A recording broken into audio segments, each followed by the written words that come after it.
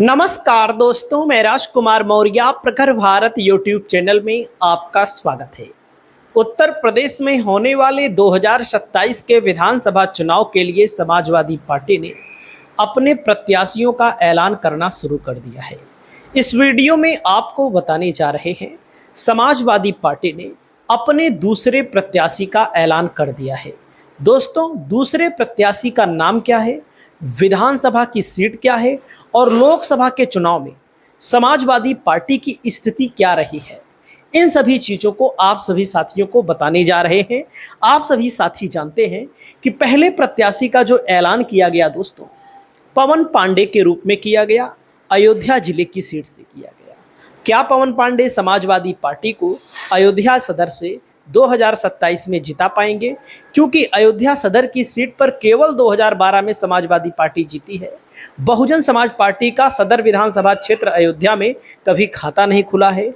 Bharatiya Janata party यहां पर दोस्तों लगातार 5 बार लल्लू सिंह चुनाव जीते और उसके बाद एक बार सपा 2012 में जीती, उसके बाद 17 और 22 में यहां पर बीजेपी जीती। यानी कि 9 चुनाव में यहां पर सिर्फ एक बार बीजेपी चुनाव हारी है, बाकी कभी बीजेपी चुनाव यहां पर हारी नहीं है।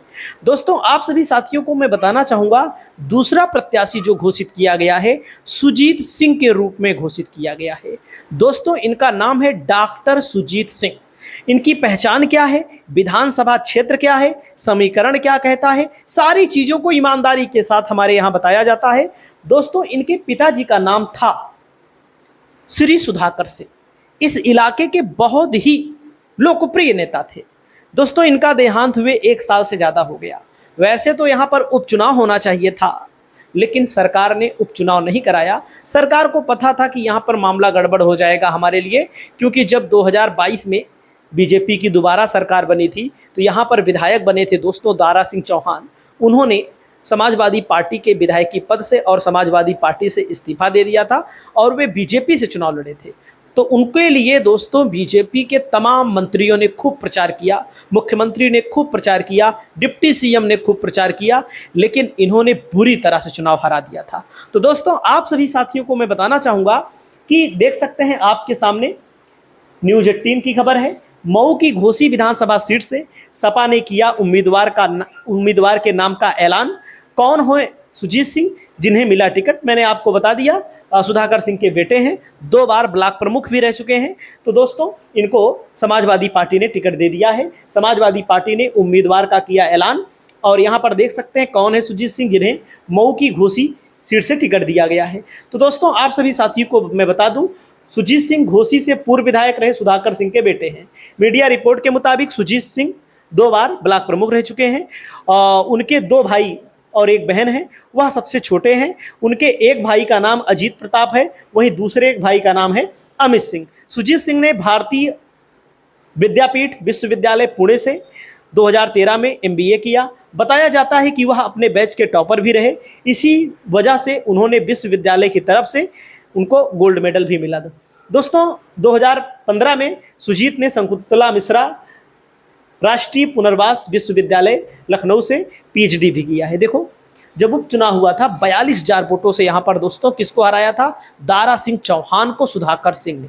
अब आप सोचिए, सुधाकर सिंह ने हरा दिया था और दारा सिंह चौहान के लिए दोस्तों मैं आपको बताना चाहूंगा, मुख्यमंत्री, डिप्टी सीएम, तमाम विधायक, ओम प्रकाश राजभर पूरा जोर लगा दे दिए थे, लेकिन यहाँ पर बीजेपी की हालत खराब हो गई 42,000 से। अब यहाँ पर एक चीज और आपको ध्यान देना है, जैसे मैं इस चीज को खूब बताता हूँ पब्लिक को जानकारी चाहिए। राजभर का लड़कों जब चुनाव लड़ा यहाँ पर, अरविंद राजभर, जो 3 बार चुनाव हार चुका है और बार बार ऐसा बयान देता है जिसको लेकर के आम आदमी शर्मा जाए। दोस्तों, जो मऊ जिला है, मऊ जिले में मऊ सदर, मोहम्मदाबाद, गोहना, घोसी और मधुबन 4 सीट है। ये रसड़ा विधानसभा सीट जो है दोस्तों, ये है बलिया जिले से ली गई है, क्योंकि एक लोकसभा के लिए 5 विधानसभा सीटें उत्तर प्रदेश में ज्यादातर लोकसभा क्षेत्रों में है। तो आप देखिए, मधुबन में समाजवादी पार्टी को 88,461 वोट मिला, सपा भाजपा गठबंधन को 70,680, 17,781 वोटों से सपा आगे रही। घोसी में दोस्तों, घोसी जहां से टिकट घोषित हुआ है, 1,10,354 वोट मिला किसको? समाजवादी पार्टी को। बीजेपी को 75,000, बीजेपी मतलब राजभर के बेटे एस बीएसपी लड़ी थी, बीजेपी नहीं लड़ी थी। 75,219 यानी कि 35,135 वोटों से समाजवादी पार्टी यहां पर लोकसभा में भी जीत गई। विधानसभा के उपचुनाव में 42,000 से, लोकसभा में 35,135 वोटों से। मोहम्मदाबाद गोहना एससी सीट है दोस्तों, यहां पर बसपा ने अपना प्रत्याशी घोषित कर दिया है, जेके आजाद को घोषित किया है। यहां पर बसपा का भी ठीक ठाक वोट है, लगभग 55,000 वोट भाजपा को मिला था और 71,000 वोट कम यहां बसपा को भी मिला था।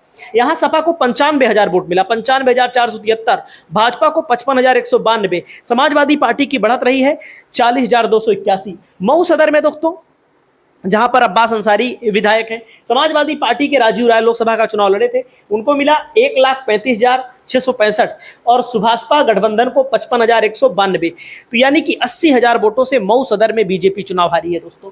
रसड़ा जो कि बलिया जिले की सीट है, जहां पर बसपा के विधायक थे जिनका देहांत हो गया दोस्तों, वहां पर समाजवादी पार्टी को 71,454 वोट मिला, भाजपा को यानी कि एसपीएसपी को 66,337 वोट मिला। 5,117 वोटों से समाजवादी पार्टी आगे रही।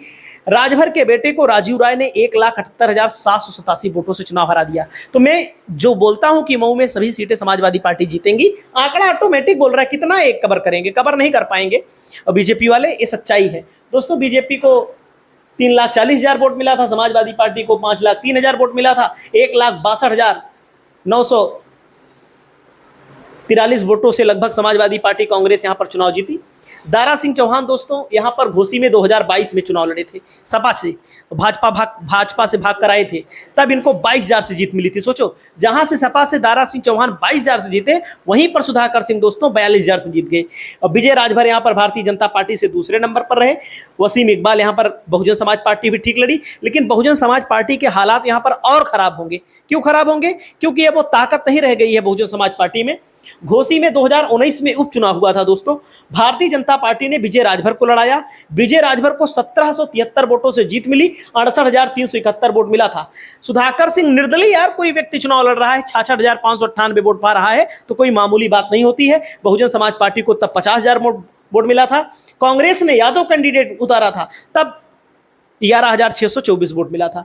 घोसी में दोस्तों 2017 की बात करेंगे, फागू चौहान यहां जीते। फागू चौहान का गढ़ रहा है यहाँ पर दोस्तों। फागू चौहान 2017 में जीते, 2012 में जीते, समाजवादी पार्टी से सुधाकर सिंह यहां पर जीते। 2007 में फागू चौहान जीते, उन्होंने 2002 में फागू चौहान जीते भारतीय जनता पार्टी से। देखो, भारतीय जनता पार्टी से भी जीते, बसपा से भी जीते फागू चौहान। 1996 में भारतीय जनता पार्टी से जीते दोस्तों। यहां पर जो जातिगत समीकरण है, मुस्लिम 60,000 से 90,000 बताए जाते हैं, राजभर 60,000 की संख्या में बताए जाते हैं, लोनिया 50,000 लगभग, दलित 60,000, भूमियार 50,000, यादव 30 से 40,000, राजपूत 40,000 लगभग, ब्राह्मण यहाँ 25,000, निषाद मल्लाह लगभग 15,000 के करीब बताए जाते हैं। तो कहने का मतलब है कि 2027 के चुनाव के लिए समाजवादी पार्टी ने अपने दूसरे प्रत्याशी का औपचारिक ऐलान कर दिया है। आपकी क्या राय है? आप लोग अपनी राय बताएंगे। नमस्कार।